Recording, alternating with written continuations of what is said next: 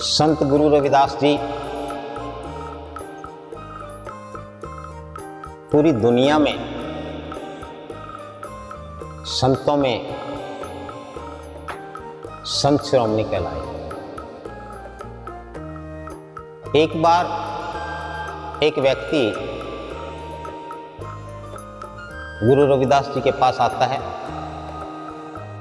और उनसे कहता है कि हे गुरुवर, मैं बहुत वर्षों से ध्यान करता हूँ, पूजा उपासना करता हूँ, लेकिन मेरा मन ध्यान में नहीं लगता। मेरे मन में हर वक्त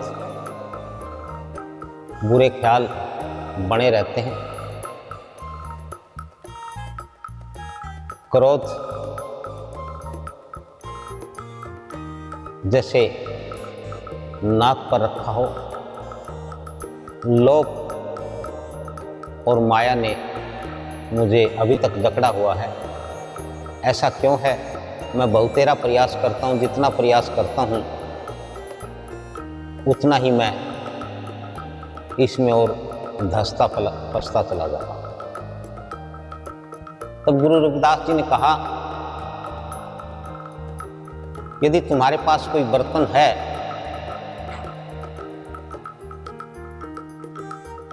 और वो गंदा हो और तुम उसमें कोई वस्तु डालोगे तो वो कैसी होगी? उसने कहा कि ये गंदे बर्तन में यदि हम कुछ डालेंगे तो वो गंदी हो जाएगी। और कहता कि यदि वही बर्तन साफ सुथरा हो, धुला हुआ हो और उसमें यदि कोई वस्तु डालो, उसने कहा कि वो साफ सुथरी रहेगी। तब गुरु रविदास जी ने कहा कि यही सूत्र है बाहर का, यही सूत्र है अंदर का। परमात्मा के ठहरने का, परमात्मा के रहने का स्थान मनुष्य का दिल होता है। और दिल तुमने साफ नहीं किया,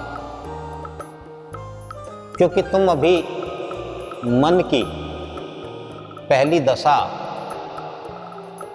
पर खड़े हो।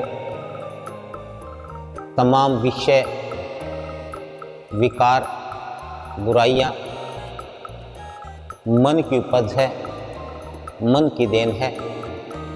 और मन मनुष्य के भीतर की पहली सीढ़ी है, पहली अवस्था है।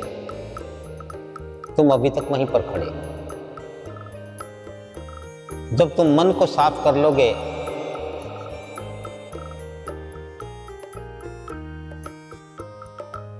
तो तुम्हारा दिल भी साफ हो जाएगा, क्योंकि मन साफ हुए बिना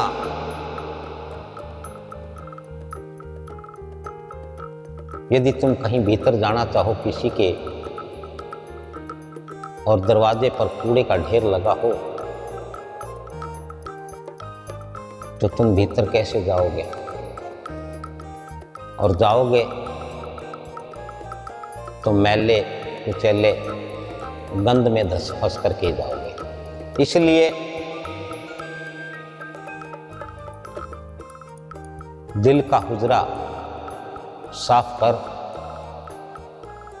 परमात्मा को रहने के लिए, परमात्मा को ठहरने के लिए साफ स्थान की आवश्यकता है और उसकी सफाई मन से होती है।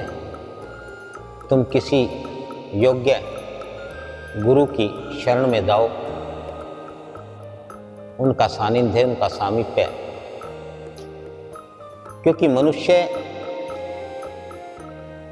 व्यवहार से सीखता है और फिर करता है।